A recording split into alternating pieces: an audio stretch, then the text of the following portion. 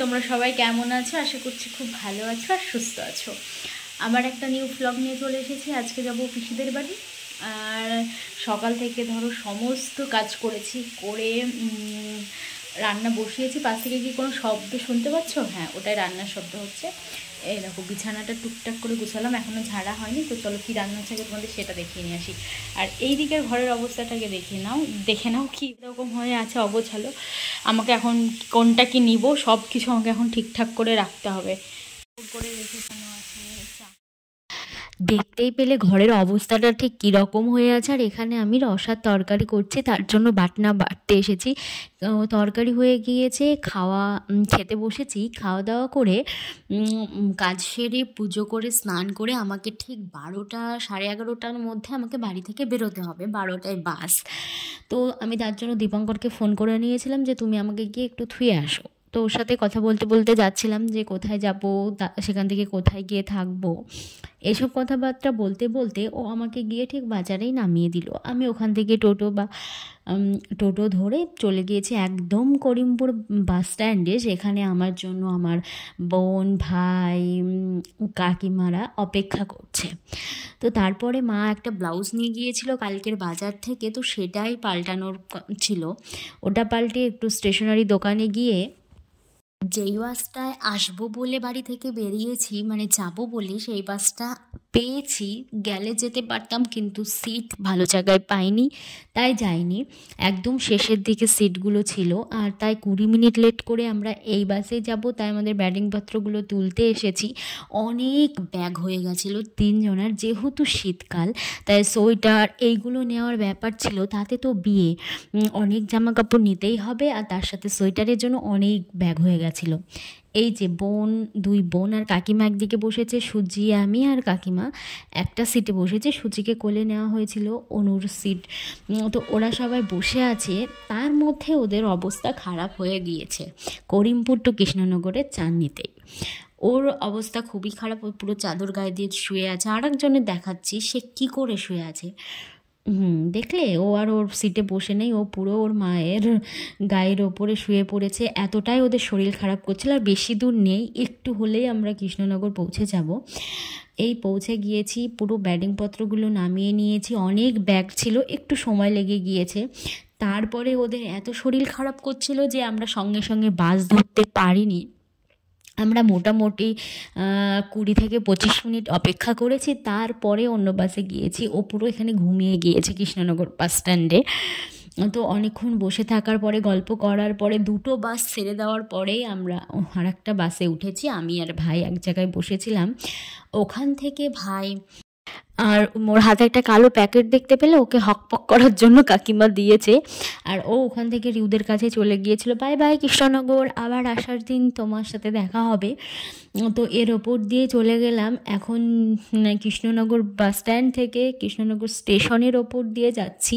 ঠিক এখানে স্টেশন না, একটু গেলে হয়তো স্টেশনটা হবে ওইদিকে, তো আমি ঠিক জানি না, ভুলও হতে পারে। তো ওখান থেকে আমরা এখন চললাম পুরো শান্তিপুরের জন্য রওনা হলাম। পুরো শান্তিপুর মতিগঞ্জের মোড়ে গিয়ে আমরা নামবো। তো নেমে পড়েছি। নেমেই আমি, কাকি আর বোন 3 জনে মিলে হাঁটছিলাম। আর আমার বোনকে বলেছিলাম যে একটু ভিডিও করে দিতে।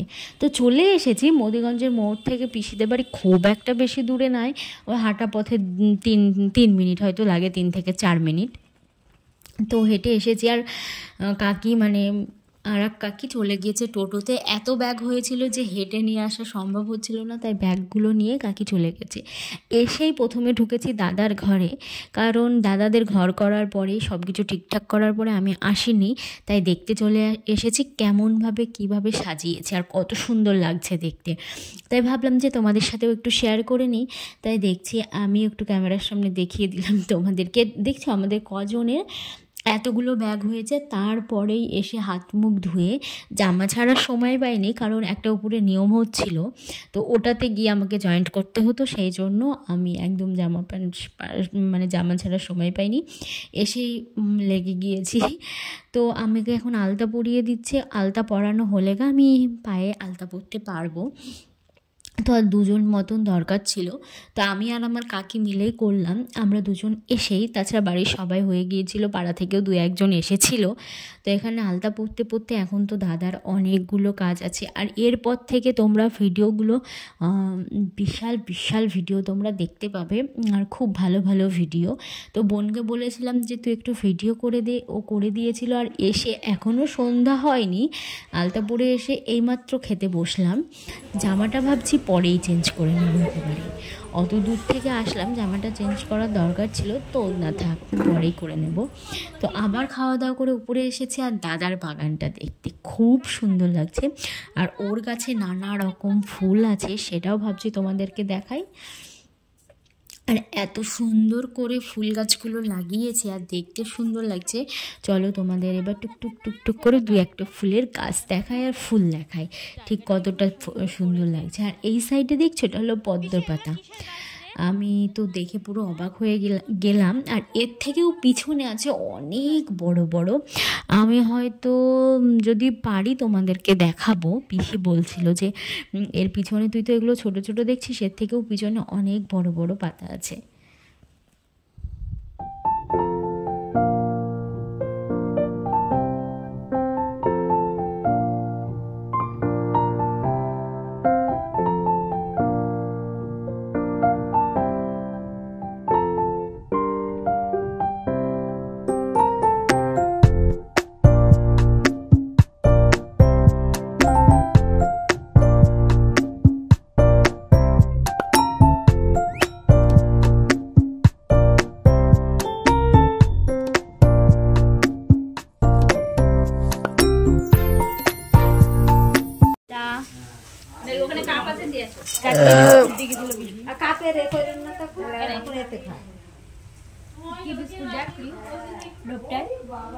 ওকে বিস্কুট না, ওগুলো বড় বালতির মধ্যে বাবাই নিয়ে এসেছিল।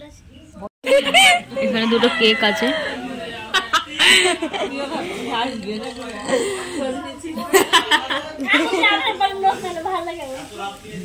আমরা এক জায়গায় বসে মজার মজার গল্প করছি, তার সাথে হাসি, অনেক কিছু চলছে। এই দিনটার জন্য অনেক দিন অপেক্ষা করেছিলাম। তারপরে চলে গিয়েছিলাম দাদাদের বাড়িতে লিওর সাথে দেখা করতে। দেখা করে এসে দেখছি এখানে রান্না বান্না চলছে রাত্রিবেলার জন্য। ভাত, আলু ফুলকপি পনির দিয়ে তরকারি, অনেক কিছু হয়েছিল, সেটা খাওয়ার সময় বলবো। আর এখানে আমি নেলপালিশ তুলছি, বাড়ি থেকে সময় পাইনি নেলপালিশ পরে আসার। এটা আমার মানে এখন বলে না, সব সময়ই আমার এরকমই হয় যে আমি কোথাও গেলে তার আগে ঠিক নেলপালিশটা পরতে মনে থাকে না। আর এখানে দাদার এখন থুবড়ো দেওয়া হবে, তার জন্য পুরো আয়োজন তোড়জোড় চলছে, দেখতেই পাবে সবগুলো তোমরা। খুব ডাং তনুষ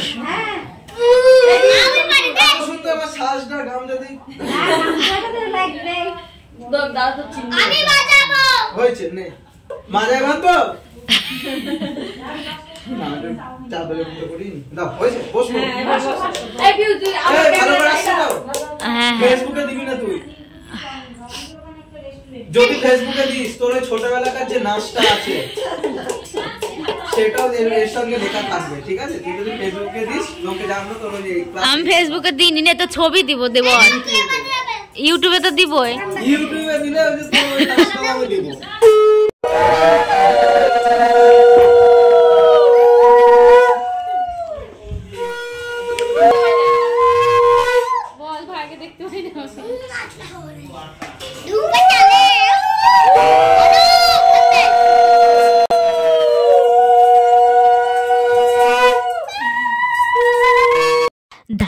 দাদা যে এতগুলো কথা বললো, আমি কোনোটাই গায়ে মাখিনি, কিন্তু আমি একটাই ভাবছি, দাদার মতন কথাগুলো যদি কিছু কিছু লোকের কথাগুলো যদি এরকম গায়ে না মাখতে পারতাম, জীবনটা অনেক সুন্দর হতো। কিন্তু কিছুতে পারি না গো, সেই কথাগুলো পুরো গায়ে লেপ্টে থাকে, মাথা থেকে নড়তে চায় না, ঘুমোতে গেলে ঘুমোতে পারি না সেই চিন্তায়। মানে আমি কিছু বলে ফেললে সেটা থেকেও খারাপ লাগে, অন্য কেউ বললে তো সেটা লাগেই, কেন বললো, তার কেন তখন কিছু বলতে পারিনি, না বললেও খারাপ লাগে, ভিতরে একটা খারাপ লাগা কাজ করে। তো যাই হোক, আমাদের এই নিয়েই জীবন।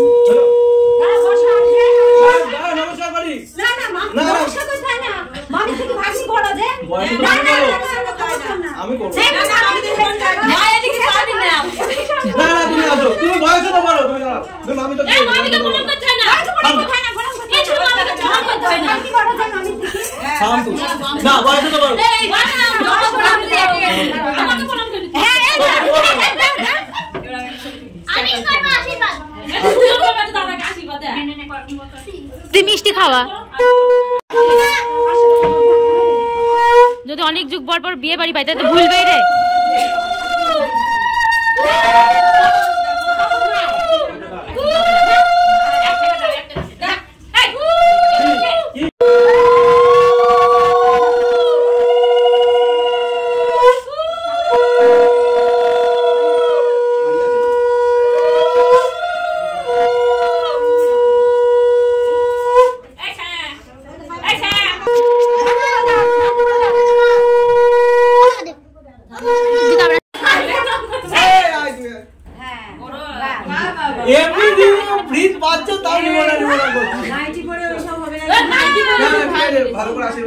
আশীর্বাদ করছি তোমার বোঝনা ওরা রান্না করে খাওয়া এখন হবে না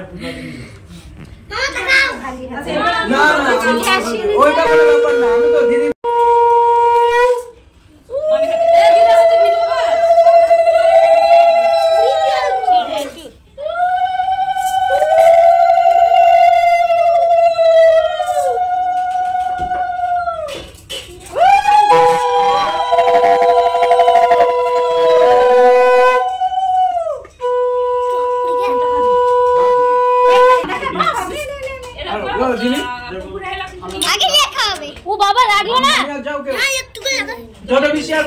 এবার তুই খাওয়া দেখ লাগলো এত বদ কেন তুই এর নাম হচ্ছে ফান্টুস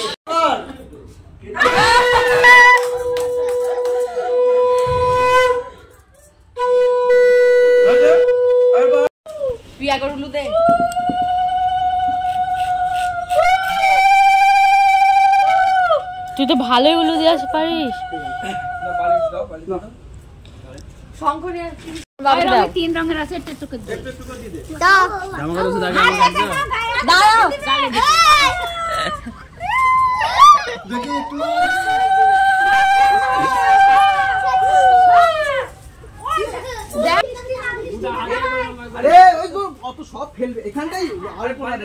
এখানে উপরে কলা গাছ পোতা চলছিল তো যে কলা গাছ পুঁতছে জামাইবাবুরাই মানে কলা গাছটা পুঁতে তো সেই জন্য জামাইবাবুদের রং লাগাতে হয় আর বাড়িতে আবির রঙগুলোই ছিল সেই জন্য আবিরগুলো দিয়েই শুরু হলো আর পিসিমশাই কিছুতেই এইগুলো দিতে দিবে না তো আমরা সবাইকে দিয়ে জামাইবাবু আমাদেরকে দিল আমরা জামাইবাবুকে দিলাম আর পিসি এখন ঠাকুর ঘরে কাজ করছে এবার চলো নিচে যাই গিয়ে দেখি সবাইকে কি করছে উপরে তো অনেক রকম আমদানি হলো গালে আবিরটা থাক পুরো ঘুমানোর আগে ধুয়েই শুয়ে পড়বো বল আমরা এখন যাচ্ছি বল নেমন্তন্ন করতে ঘাটকে পুকুরকে পেছনে কে আমাদের সেটা দেখিয়ে দিই পিসি তো চলো যারা যাদের বুকেছে তারা এখন গাল সব সময় বলে বাবা আমার মারিতে দিদি মারিনি যদি মাছটা ফেলে এই অবস্থা এই ঘাটকে নেমন্তন্ন করতে আসতে হবে আর জানো তো এক একটা বিয়ে এক একটা নিয়ম মানে এক একটা দিকে এক একটা নিয়ম আমাদের দিকে এই নিয়মটা ঠিক নেই তো এতটা সিঁড়িটা এতটা বাজে মানে এতটা ভাঙাচোরা যে ছোট বাচ্চারা গেলে পড়েই যাবে সেই জন্য বড়রাই গেল আমার খুব যেতে ইচ্ছা করছিল আর বিষয়টা দেখতেও ইচ্ছা করছিল যে কি হয় আর এর মধ্যে তো একটা দুরন্ত বাচ্চা আছেই তো আমি কারো কথা না শুনে আমি গিয়েছিলাম জিনিসটা দেখতে তো চলে এলাম বাড়িতে এসে এখন খুব আমদানি হবে আর বাড়িতে যাওয়ার আগে গিয়েছিলাম আর একটা বাড়িতে গিয়ে দেখছি ওরা মানে সেই শাড়ির আঁচলের গুটি গুটিগুলো টাইপের যে ঝর্ণাগুলো হয় সেইগুলোই ধরে আর পিসিকে এত চুমু খাওয়ার ব্যাপারটা কি জানো কারণ এখানে মেকআপের একটা কথা চলছিল যে আমরা পার্লারে সাজবো কি সাজবো না সেই ব্যাপারে তো পিসি অনুমতি দিল যে হ্যাঁ তোদের পার্লারে সাজা হবে সেই জন্য সুজন আমাদের তরফ থেকে পিসিকে বারবার এত এত করে চুমু খাচ্ছিল আর আমারও তো মনে একটু আনন্দ হচ্ছিল যে প্রথমবার পার্লারে পার্লারে সাজবো। কোনো দিন আমি মুখে এত মেকআপ করিনি, বা আমি নিজের বাড়ি থেকে যদি কোনো বিয়ে বাড়িতে যাই আমি ঠিক অতটাও মেকআপ করি না। এখন দাদা রাত্রিবেলার খাওয়া হচ্ছে শেষ আইবুড়ো ভাত। দাদার মুখটা কাটা যাচ্ছে তাই বললাম, বিয়ের পরে একদম খাবে বৌদির সাথে।